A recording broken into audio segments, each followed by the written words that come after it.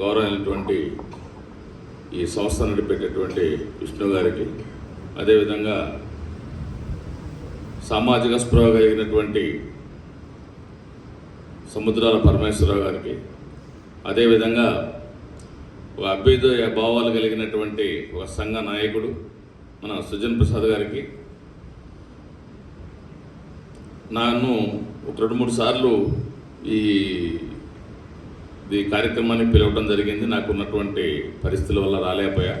మరి ఆదివారం కూడా వస్తామంటే లేదు సార్ నేను సోమవారం వస్తా అని చెప్పేసి, ఇవాళ కూడా సరే కొంత వేరే డిఓ ఆఫీస్ పోవటం, వేరే చోట పోవటం వల్ల సరే తప్పనిసరిగా రావాలి. మరి 2-3 సార్లు పిలిచారు తప్పకుండా. అంటే విష్ణు గారు నడుపుతున్న సంగతి నాకు తెలియదు.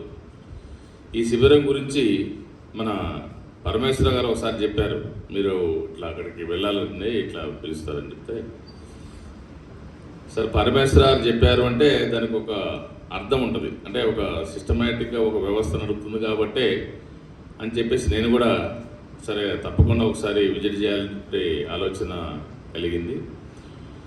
సరే నేను ఖమ్మం జిల్లా నుంచి 1.5 year క్రితం ఇక్కడికి వచ్చాను. ఈ పాఠశాల పరిస్థితి మరి నాకంటే ముందుగా పరమేశ్వరారికే బాగా తెలుసు, మరి సుజన్ ప్రసాద్ గారికి తెలుసు తెలియదు. కానీ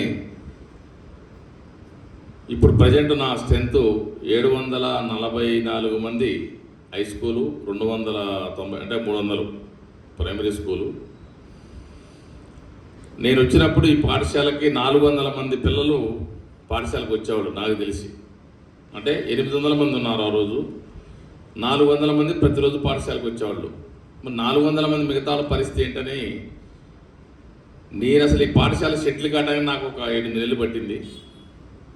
ఈలోలో పాఠశాలలో ఉపాధ్యాయులు లేకపోవటం, మరి కొంతమందిని డిఓ గారితోటో ఎంఈఓ గారితోటో పోరాడి తెచ్చుకోవటం, ఆ తర్వాత ట్రాన్స్ఫర్లు కావటం, కొత్త వాళ్ళు రావడం. ఇప్పటికీ మన పాఠశాలలో 40 మంది ఉపాధ్యాయులు ఉన్నారు. ఈ 40 మంది ఉపాధ్యాయులు ఒక దాటికి వచ్చిన తర్వాత పిల్లల్ని సక్రమైనటువంటి మార్గంలో పెట్టాలనే ఆలోచన వచ్చిన తర్వాత 744 మందిలో 700 మంది అన్న పాఠశాలకు తీసుకొద్దామనే ఒక తపనతోటి ఒక 3 నెలలు ప్రోగ్రాం పెట్టాం. మరి దాదాపు ఇక్కడ ఉన్నటువంటి విద్యార్థులందరూ తెలుసు, అంటే ఏం చేస్తున్నామో మనం ప్రతిరోజు వాళ్ళకి చెప్పాల్సిన రీతిలో చెప్తున్నాం, కానీ సరైనటువంటి రెస్పాండ్ లేదు. అంటే ఈ శిబిరం చూసిన తర్వాత ఇలాంటి వ్యవస్థ నరేంద్రనగర్ స్కూల్ పాఠశాల చదివే విద్యార్థులు చాలా అవసరం.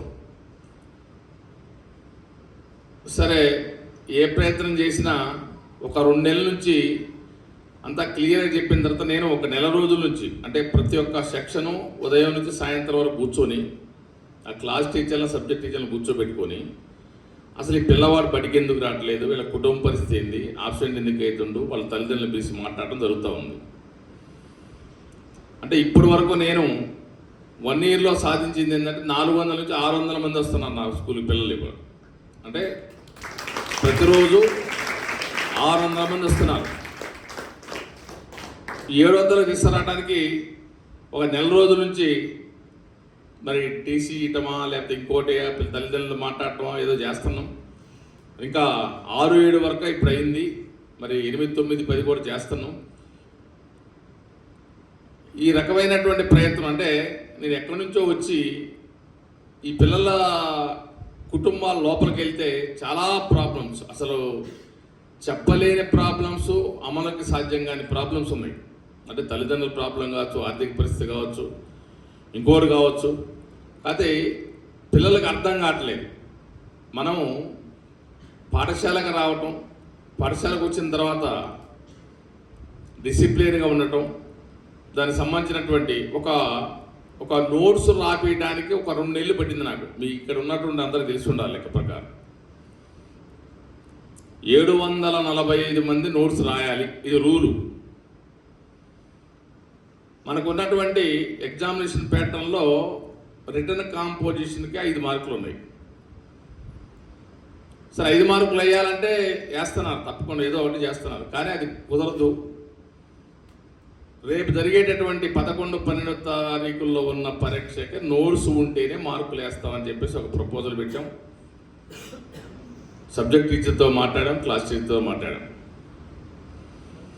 సరే, ఇవన్నీ చేస్తున్నాం. అంటే ఈ సంవత్సరం ఆఖరకు చదువు కంటే ముఖ్యం డిసిప్లిన్. దాని తర్వాత మరి ఈ పాఠశాలకు వచ్చేటటువంటి విద్యార్థులు అనేక రంగాల్లో వెనకబడే ఉన్నారు. నేను చాలాసార్లు 2-3 గంటలు కూర్చోబెడుతున్నా 10th క్లాస్ వాళ్ళని కానీ 9th క్లాస్ వాళ్ళని కానీ బడి మొత్తం కూడా కూర్చోబెట్టి మన కుటుంబ నేపథ్యం ఏంటి, మన తల్లిదండ్రులు చేసే విధానం ఏంటి, మనం ఇక్కడికి ఏం చేస్తున్నాం, వాళ్ళ కటింగ్లు కావచ్చు, మీరు నడిచే విధానం కావచ్చు, ఇవన్నీ కూడా మరి మా దగ్గర ఉన్నటువంటి టీచర్ల ప్రోత్సాహంతో, మనకు ఉన్నటువంటి సమాజంలో ఉన్నటువంటి కొంతమంది మరి పరమేశ్వర్ లాంటి నాయకులతో కావచ్చు, లేకపోతే ఏదన్నా సరే ఎవరితోటి మాట్లాడటానికి కూడా మరి మాట్లాడుకుంటూ మరి దీన్ని డెవలప్ చేయాలని ఆలోచన చేస్తూ ఉన్నాం. మరి ఈ సంస్థ ఈ రకంగా ఉంటుందని నేను అనుకోలేదు. ఇది చాలా మీకు మంచి నడవడిక, మరి మంచి విధానం మరి ఉండటానికి తోడ్పడుతుందని ఆశిస్తూ, ఈ అక్షరాస్యత విషయంలో నేను ఇమీడియట్గా ఒక 2 రోజుల్లో మీకు ఒక 30 మెంబర్స్ లిస్ట్ ఇస్తా. ఇబ్బంది లేదు. నాకు చాలామంది నా దగ్గర లిస్ట్ ఉంది. చదవటం రావటం దగ్గర నేను అన్ని 6th నుంచి 7th క్లాస్ వరకు లిస్ట్ తయారు చేశాను. ఆల్రెడీ నా దగ్గర ఉంది. మీరు చేస్తానంటే తప్పకుండా మీకు ఆ లిస్ట్ ఇస్తాను. మీరు నెలకు ఒకసారి చేస్తాను. అన్ని విషయాలలో నేను పరిపూర్ణంగా మీకు సహకారం చేస్తా. ఇంకొకటి, మరి మీరు మనకున్నటువంటి ఈ సంస్థ ద్వారా మన పాఠశాలలో ఉన్న విద్యార్థులు కావచ్చు, బయట ఉన్నటువంటి ఇంకో పాఠశాల విద్యార్థులు కావచ్చు, మరి మనము అంటే నేను కూడా ఒకప్పుడు నేను ఈ పాఠశాలకు ఎందుకు వచ్చానో, నా పరిస్థితి ఏంది, నేను ఒక 30 సంవత్సరాలు ఉద్యోగం చేశా, ఇది లేకుండా అదే జిల్లాలో ప్రశాంతంగా ఉండేవాడిని అనుకున్న సందర్భంలో చివరగా నాకు అవకాశం వచ్చింది. వీళ్ళందరినీ బాగు చేసి ఆలోచన చేద్దాం అంటే నా వంతు ప్రయత్నం. నేను కూడా కొంతమందికి ఇబ్బంది కలుగజేయచ్చు, లేకపోతే పిల్లగాళ్ళని ఇబ్బంది పెట్టచ్చు. కానీ వీళ్ళందరినీ ఒక తాటి మీద తీసుకొచ్చేసి ఏదైనా స్కూలు రిజల్ట్ ఒకటే ముఖ్యం కాదు, మరి వాళ్ళ విధానాలు కానివ్వండి, వాళ్ళ డిసిప్లిన్ కానీ, వాళ్ళ కుటుంబాన్ని మనం బాగు చేయడానికి మనకు అవకాశం వచ్చింది. దాని వంతుగా నేను ఉన్నంతకాలం మిమ్మల్ని బాగు చేయడమే ముఖ్యం, వేరే ఉద్దేశమే లేదు నాకు. ఒకవేళ ఏదైనా ఒకవేళ ఏదైనా చేసినా, ఒకవేళ టీచర్ల అలసత్వం ఉన్నా, ఇంకొకటి ఉన్నా, నేను ఉన్నంత వరకు మిమ్మల్ని అంటే మీ కుటుంబం ఇప్పుడు మీ తల్లిదండ్రులు రోజుకు ఒక 20 మంది వస్తారు నా దగ్గరికి, మీరు చూస్తూనే ఉన్నారు.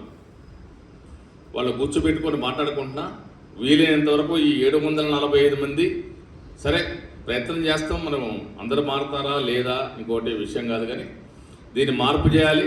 దానికి మరి నాకు ఈ రోజు వరకు కూడా ఈ పక్కన ఉన్నటువంటి పరమేశ్వర గారు లాంటి నాయకులు చాలామంది నేను ఏది అడిగినా కూడా మరి నరేంద్ర గారు కార్పొరేటర్ కానీ ఇంకొకటి కానీ మరి ఇబ్బంది ఏం పెట్టలేదు. నేను అన్ని విషయాల్లో కూడా జాగ్రత్తగా చూసి వాళ్ళందరినీ బాగు చేయాలనే ఆలోచన చేస్తా ఉన్నాం. మరి ఈ రకంగా ఒక ఆర్థికపరమైనటువంటి అంశాలు ఆలోచించకుండా ఈ విష్ణు గారి ఆధ్వర్యంలో ఈ వ్యవస్థ నడుస్తుందంటే నేను చాలా హ్యాపీ ఫీల్ అవుతున్నా. మరి వాళ్ళకి ఏ రకమైనటువంటి నా పరంగా, నా స్కూల్ పరంగానే, నా పరంగానే ఒక మీ పిల్లల్ని డెవలప్ చేస్తానే మనం పిల్లల వల్లనే మేము బతుకుతున్నాం. మేము ఉండటం వల్ల మీరు మీ కుటుంబాల నేపథ్యం తెలుసు. నేను ఎప్పుడు మాట్లాడినా 10 నిమిషాలు మీ కుటుంబ నేపథ్యమే మాట్లాడతా. అందుకని తల్లిదండ్రులు ఇవాళ మిమ్మల్ని కని నా కూతురు కొడుకు ఏదో నరేంద్ర స్కూల్కి వస్తారు, వేరే స్కూల్కి వచ్చినా మరి సమాజంలో మాలా కూలి చేయకూడదు, కష్టపడకూడదని ఆలోచన చేస్తున్నారు. దయచేసి వాళ్ళని మోసం చేయొద్దు. వాళ్ళని మోసం చేసి మరి నా దగ్గర అనేక రకాల అనుభవాలు ఉన్నాయి. బడికి వస్తున్న రాని విద్యార్థులు ఉన్నారు. మరి 2-3 నెలలు ఆబ్సెంట్ అయితే తల్లిదండ్రులు పిలిస్తే నా కొడుకు రోజు బడికి వస్తానండి, నా బిడ్డ రోజు బడికి వస్తుందని చెప్తున్నారు, కానీ బడికి రాడు. దాని మీద అంటే ఇది నాకు బడిని బాగు చేయడం కంటే వీళ్ళందరూ రెగ్యులేట్ చేయడం కోసం నాకు ప్రతినిత్యం నేను 8ంటికి స్కూల్కి వస్తా, 6 వరకు ఇదే వీళ్ళు ఏం చేద్దాం, ఈ పిల్లల్ని అసలు బడి చదువు మార్కులు ఆ తర్వాత వీళ్ళు రెగ్యులర్ చేయాలి కదా. బడికి బయలుదేరినటువంటి అమ్మాయి కానీ అబ్బాయి కానీ బడికి రావాలి, బడిలో సిస్టమేటిక్ ఉండాలి అనేటటువంటిది నా ప్రయత్నం. సార్ దానికి మరి ఎంతవరకు సఫలీకృతం అయినటువంటి విషయం సార్ అది మనకు లాస్ట్లో పోయేటప్పుడు తెలుస్తుంది. కాబట్టి సరే ఈ సంస్థ కూడా అంటే ఈ సంస్థలో ఉన్నటువంటి విద్యార్థులు కూడా మనకు ఒక రకంగా మన స్కూల్ అదృష్టమే. ఎందుకంటే ఈ సంస్థలో జరిపేటటువంటి కార్యక్రమాలు ఒక సిస్టమేటిక్ మన జీవితంలో ఎలా నడవడిక ఉండాలి, ఎలా ఉండాలి అనేటువంటి ఆలోచన. 6ంటికి వస్తున్నారు, మీరు యోగా చేస్తారు. నేను ఆల్రెడీ 10th క్లాస్ వాళ్ళని 9th క్లాస్ వాళ్ళని కూర్చోబెట్టి కూడా 10th క్లాస్ వాళ్ళని ప్రత్యేకంగా మొన్న నాకు 132 మంది 10th క్లాస్ విద్యార్థులు ఉన్నారు. వాళ్ళని కూర్చోబెట్టి 4ంటికి లేచిన తర్వాత నైట్ 10ంటికి ఏం చేయాలనో మొత్తం డీటెయిల్ వివరించాం. ఇక రేపు గట్టిగానే వాళ్ళ మీద వాళ్ళ తల్లిదండ్రులతో మీటింగ్ పెట్టి ఏర్పాటు చేస్తా ఉన్నాం. సరే దాని నిమిత్తం మనం మరి మన ప్రయత్నం మనం చేస్తున్నాం. మీరు కూడా సమాజం కూడా ఇబ్బందిగా ఉంది. ఇవాళ మనం పేపర్లు చూస్తూ ఉన్నాం, ఒక హెడ్ మాస్టర్ని కాల్చి చంపటం, ఒక టీచర్ని చంపడం, ఇవన్నీ రకరకాలుగా ఉన్నాయి. దానివల్ల సమాజంలో మీరు చెడిపోతారు తప్ప టీచర్ ఏమైతే టీచర్ ప్రాణాలు కోల్పోయిండు వాస్తవంగా. కానీ మనం చాలా నేర్చుకోవాలి. మనం చదువుకోవడానికి వచ్చాం. కార్పొరేట్ పాఠశాల చదివేటటువంటి వాళ్ళు వాళ్ళకి అవసరం ఇవన్నీ. వాళ్ళ తల్లిదండ్రులు కోటీశ్వరులు, వాళ్ళు ఏదో చదువుతారు, లక్షలు పెడతారు, కోట్లు పెడతారు. కానీ మీరు తల్లిదండ్రులు పెట్టే పరిస్థితి లేదు. కాబట్టి మనం ఇలాంటి ఇన్స్టిట్యూట్లో కానీ ఇలాంటి ఇన్స్టిట్యూట్లో కానీ పర్ఫెక్ట్గా మనం సమాజంలో గౌరవం తీసుకొచ్చే విధంగా మీరు మారాలనేటటువంటి ఆలోచన చేస్తూ మరి ఈ సంస్థని నిర్వహించేటటువంటి విష్ణు గారి ప్రత్యేక ధన్యవాదాలు తెలియజేస్తూ ఆ లిటరసీ కార్యక్రమం అనేది పూర్తిగా నేను 1-2 రోజుల్లో పూర్తిగా సపోర్ట్ చేస్తా. మీకు ఇంకా నా స్కూల్ నుంచి ఏదన్నా ఇబ్బంది లేదు, మీకు ఏది కావాలంటే అది నేను సిద్ధంగా ఉన్నా. నేను విష్ణు గారు నా పాఠశాలలో పనిచేస్తానంటే ఇప్పుడు దాకా ఇది అనుకోలేదు. నన్ను ఈ ఇన్స్టిట్యూట్ నడుపుతున్నారని మరి తప్పకుండా మీకు కావాల్సినటువంటి సహకారం అందిస్తా.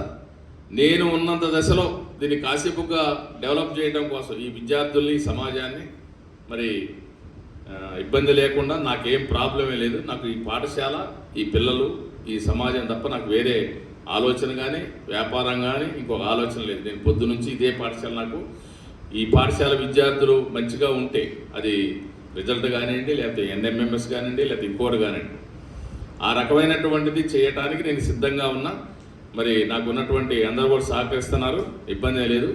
మరి ఈ విషయంలో కూడా ఈ సంస్థకి ఏదన్నా ఏ విషయంలో మీకు ఇబ్బంది లేకుండా ఏ టైం అయినా ఇబ్బంది లేకుండా నేను సహకరిస్తాను కోరుతూ ఈ అవకాశం ఇచ్చినటువంటి విష్ణు గారికి ధన్యవాదాలు తెలియజేస్తున్నాను.